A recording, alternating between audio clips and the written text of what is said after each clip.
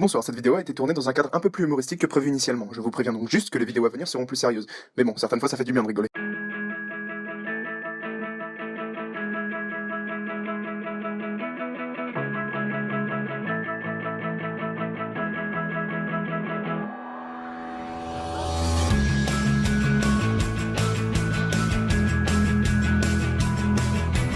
Ah, les musiques de jeux vidéo. On a tous grandi avec elles, et certaines restent gravées dans nos mémoires. Bah oui, attendez, qui ne connaît pas ce refrain?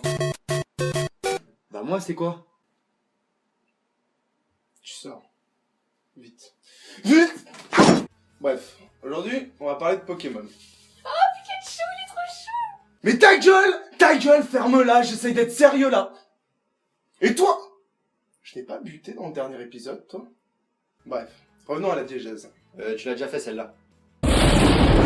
Revenons à l'histoire. Pokémon, avant d'être un dessin animé que tout le monde connaît, c'est avant tout un jeu vidéo. Ensemble pour la victoire! Celui dont on va parler aujourd'hui est Pokémon Vert, tout premier sorti au Japon en 1996 sur Game Boy Advance, et mystérieusement retiré de la vente très peu de temps après. D'ailleurs, ce jeu n'est sorti qu'au Japon, parce que nous, en Europe, on a eu Pokémon Bleu, avec Carapuce. Ouais. Même si bon, maintenant, Pokémon, c'est un jeu de gosse. Ah, si t'y joues, l'Archuma, quoi. Salut maman, je suis rentré. Ah, putain de journée.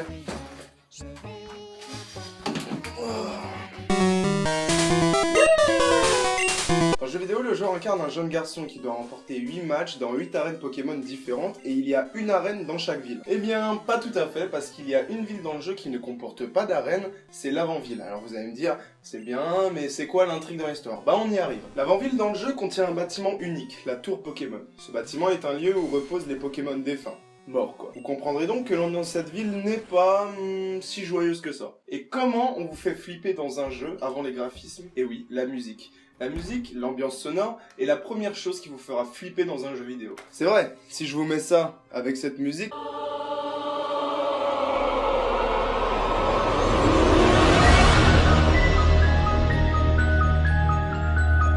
vous allez flipper votre race. Par contre, si je vous mets ça...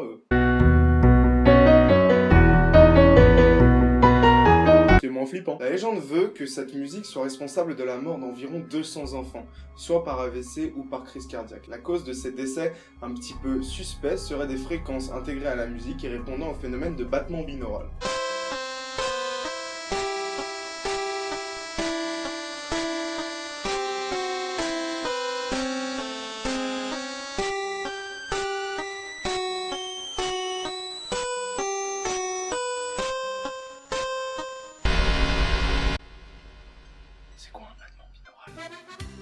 C'est l'heure de la minute scientifique. La minute scientifique, approuvée par Jamy. L'oreille humaine a un domaine d'audibilité de 20 Hz à 20 000 Hz. Imaginez que vous écoutez par exemple deux tonalités identiques, mais avec une fréquence légèrement différente. De fait, votre cerveau va les assimiler et les combiner, et là, mindfuck total.